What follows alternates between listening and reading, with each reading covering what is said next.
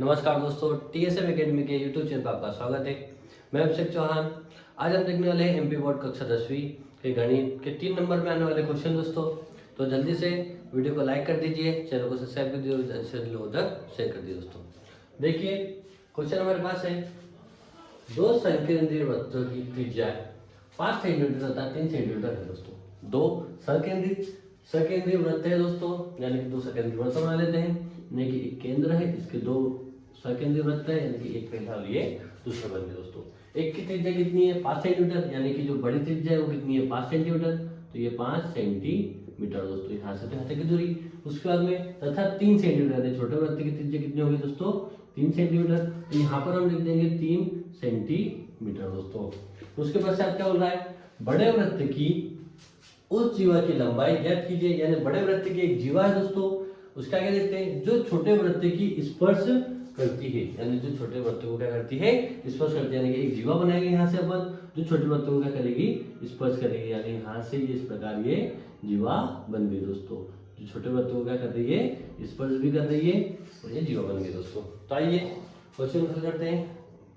क्या क्या ज्ञात है हमें वो लिखते हैं। तो ज्ञात है हमें दोस्तों, क्या क्या ज्ञात है, इसको नामकरण दे देते हैं, इसको ओ दे देते हैं। उसके पश्चात ये बिंदु को इसको P दे देते हैं, इसको Q दे देते हैं और इसको R देते हैं दोस्तों। तो देखिए दोस्तों, O ज्ञात क्या है कि O केंद्र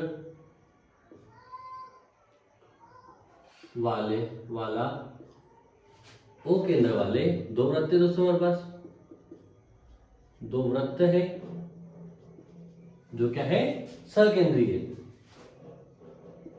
जो केंद्रीय है दोस्तों। उसके पश्चात देखिए दोस्तों, यहां पर हमारे पास उसकी त्रिज्या है तथा उनकी त्रिज्या है क्या क्या दोस्तों, ओ आर बराबर 5 सेंटीमीटर, सॉरी दोस्तों ओ आर बराबर 3 सेंटीमीटर हमारे पास कितनी है 3 सेंटीमीटर। उसके पश्चात ओ क्यू बराबर 5 सेंटीमीटर है। और देखिए दोस्तों ओ क्यू बराबर 5 सेंटीमीटर है। और बड़े वृत्त की जो जीवा है, बड़े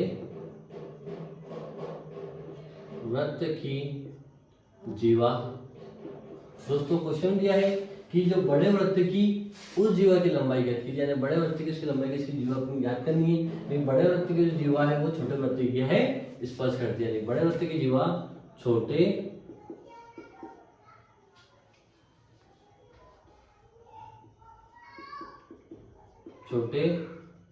वृत्त की स्पर्श रेखा है दोस्तों,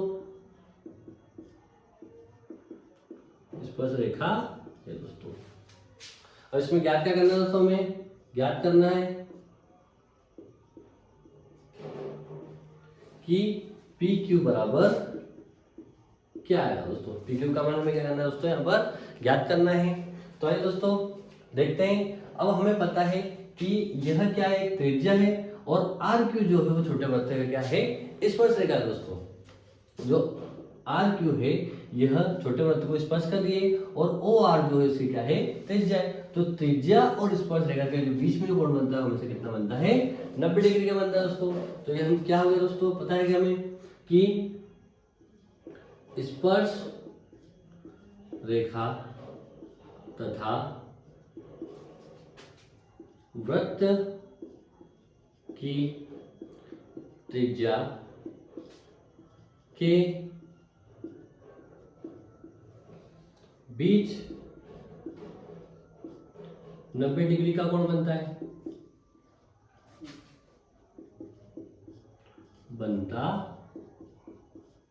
दोस्तों, हमें पता है। तो यहां पर हमारे पास जो ओ आर क्यू कोण बराबर कितना होगा 90 डिग्री का दोस्तों, यानी क्या होगा एक समकोण त्रिभुज होगा। तो हमें दोस्तों याद थी कि हमें यहां से क्या हो जाएगा आर क्यू का मान पता चल जाएगा दोस्तों। तो हम समकोण त्रिभुज ओ आर क्यू में किससे मान रखेंगे दोस्तों, पाइथागोरस प्रमेय रखेंगे, क्योंकि पाइथागोरस जो प्रमेय होता है वह किसी समकोण त्रिभुज में उसकी सबसे बड़ी भुजा यानी कि कर्ण का वर्ग उसकी अन्य दो भुजा के वर्गों के योग के बराबर होता है। तो हमारे पास दोनों भुजाओं के मान पता है, तो तीसरी भुजा का मान हमें पाइथागोरस प्रमेय से पता चल जाएगा। इसलिए हम क्या करेंगे कि समकोण त्रिभुज ORQ में पाइथागोरस प्रमेय यानी PT से हल करेंगे। अब उसमें क्या होता है कि कर्ण का वर्ग उसकी अन्य दो भुजा वर्ग, यानी कि ये जो कर्ण का वर्ग है वो अन्य दो भुजा यानी कि आधार का वर्ग और उसमें जो लंब है उसके वर्ग के योग के बराबर होता है दोस्तों। तो यहाँ पर कर्ण क्या है दोस्तों, कर्ण मतलब सबसे बड़ी भुजा 5 सेंटीमीटर, तो 5 का वर्ग। उसके पश्चात आधार, आधार क्या है, ये आधार दोस्तों क्योंकि कोण यहाँ पर बन रहा है, तो आधार क्या होगा हमारे पास 3 सेंटीमीटर, तो 3 की घात 2 प्लस लंब हमें पता करना है RQ, तो ये RQ हमें क्या करना है दोस्तों, पता करना है, तो इसकी घात 2 दोस्तों। आगे देखते दोस्तों 5 की घात 2 मतलब 5 2 बार है, तो 5 का 5 में गुणा करेंगे तो 5 मुझे 25, 5 का जो वर्ग होता है 25 होता है। उसके बच्चा देखिए दोस्तों 3 की घात 2 यानी 3 का वर्ग क्या होता है 3 3 9 दोस्तों, प्लस RQ की घात 2 हमें ज्ञात करना है। अब यहाँ पर प्लस में दोस्तों तो इधर आकर क्या हो जाएगा माइनस हो जाएगा, इनका पक्षांतर करेंगे तो 25 माइनस का 9 दोस्तों बराबर RQ पूरी की घात 2 ऐसा की वैसा दोस्तों। अब 25 में से 9 जाएगा तो दोस्तों क्या आएगा 16 आता है, 25 में 9 घटाते तो क्या आता है 16 आता है, तो ये RQ पूरे की घात 2 दोस्तों। अब यहाँ पर वर्ग है, हमें RQ का मान ज्ञात करना है, तो वर्ग हटेगा यहाँ पर क्या लग जाएगा दोस्तों करने लग जाएगा, या फिर 16 जो होता है वो 4 का वर्ग होता है, बराबर क्या हो जाएगा हमारे पास RQ पूरे की घात 2 दोस्तों, घात 2 से घात 2 बढ़ जाएगी, तो RQ का मान क्या आएगा हमारे पास 4 सेंटीमीटर दोस्तों। ध्यान दीजिए दोस्तों यहाँ पर RQ का मान आया है, हमको PQ का मान ज्ञात करना है। और यहाँ पर देखिए दोस्तों जो जीवा है, जीवा पर जो लंब डलता है वो इसका क्या होता है आधा होता है, यानी कि यहाँ पर जो PQ जो है, जो PQ है वो RQ का क्या है 2 गुना है दोस्तों। तो PQ बराबर 2 गुणा RQ, तो RQ का मान क्या है दोस्तों हमारे पास 4 सेंटीमीटर, तो ये 4, तो PQ की दूरी क्या आएगी हमारे पास 4 दूनी 8 सेंटीमीटर दोस्तों। यही क्या होगा दोस्तों हमारा आंसर होगा दोस्तों।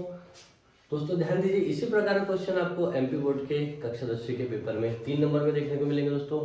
तो इसीलिए वीडियो को लाइक कीजिए, चैनल को सब्सक्राइब कीजिए और अधिक से लोगों तक शेयर कीजिए। धन्यवाद दोस्तों।